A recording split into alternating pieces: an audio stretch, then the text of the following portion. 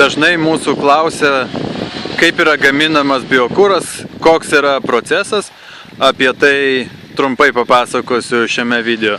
Pirminis etapas yra tradiciškai krūmų kirtimas. Šiuo atveju ruošiamas sklypas miško sodinimui.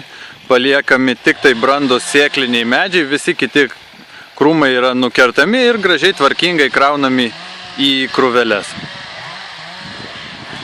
Tai yra pats pirmas etapas, nuo to tradiciškai prasideda biokuro gamybos procesas. Keliaujame toliau, pažiūrėsim, kas vyksta toliau. Na štai, šalimais yra 3 hektarų sklypas, kuris yra paruoštas miško sodinimui.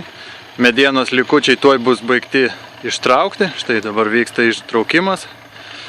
Visa mediena yra sukraunama prie gero plataus žvyrkelio, kas mums gerbėmieji užsakovai yra labai svarbu, nes prie šito lauko sandėlio turi privažiuoti sunkiasvorė technika, liaudiškai vadinama fūra, į kurią yra pakraunami susmulkinti čipsai. Taigi, pabaigus ištraukti medieną, sekantis mūsų darbas yra medienos smulkinimas arba čipsų gamyba, iki ko netrukus ir nukeliausime. Noriu atkreipti jūsų dėmesį būtent į privažiavimą.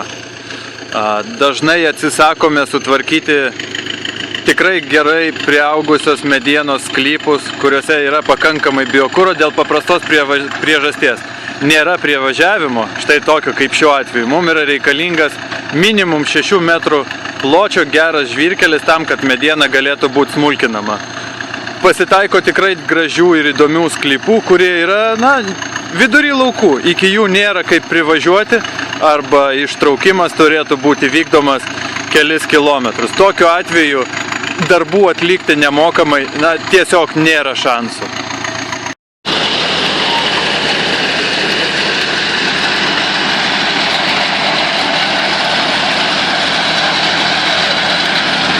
Baigiamasis biokuro gamybos procesas.